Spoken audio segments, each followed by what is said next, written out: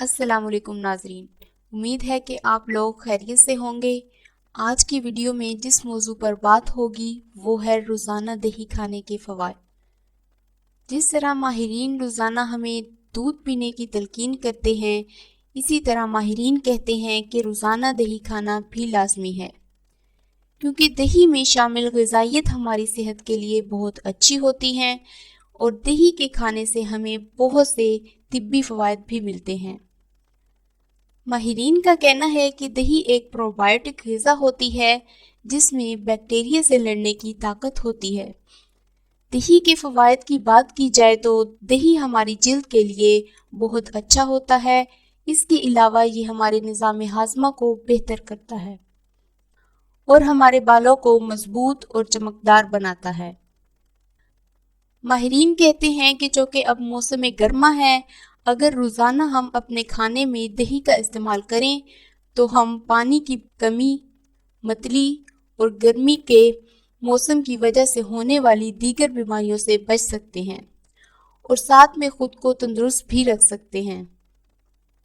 ناظرین، اس سے پہلے کہ موضوع آگے بڑھے، اگر آپ نے ہمارا چینل ابھی تک سبسکرائب نہیں کیا تو سبسکرائب کر دیں اور ساتھ والے بیل آئیکن پر کلک کر کے آل کو سلیکٹ کر دیں تاکہ ہماری آنے والی ویڈیوز کا نوٹیفیکیشن آپ کو مل سکے۔ ناظرین، اب میں آپ کے سامنے دہی کے کچھ فوائد کا ذکر کرتی ہوں۔ دہی میں کیلشیم اور فاسفورس ہوتا ہے جو ہماری ہڈیوں کو اور ہماری آنتوں کو مضبوط بناتا ہے، اور ماہرین کہتے ہیں کہ جو لوگ جوڑوں کے درد اور اسٹروپوروسس کے مریض ہوتے ہیں انہیں روزانہ ایک کٹوری دہی لازماً کھانی چاہیے۔ دہی ہمارے مدافعاتی نظام کو بہتر طریقے سے کام کرنے میں مدد کرتا ہے اور ہماری آنتوں کو بیکٹیریا سے پاک رکھتا ہے، جس سے ہمارا نظام ہاضمہ بھی اچھے سے کام کرتا ہے۔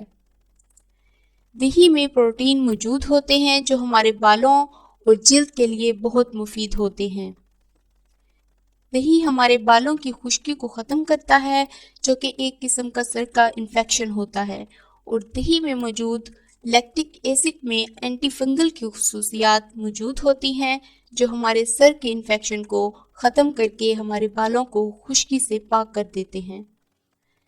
دہی کو غذا میں شامل کرنے کا سب سے آسان طریقہ یہ ہے کہ آپ روزانہ دہی میں چینی شامل کر کے کھا لیں۔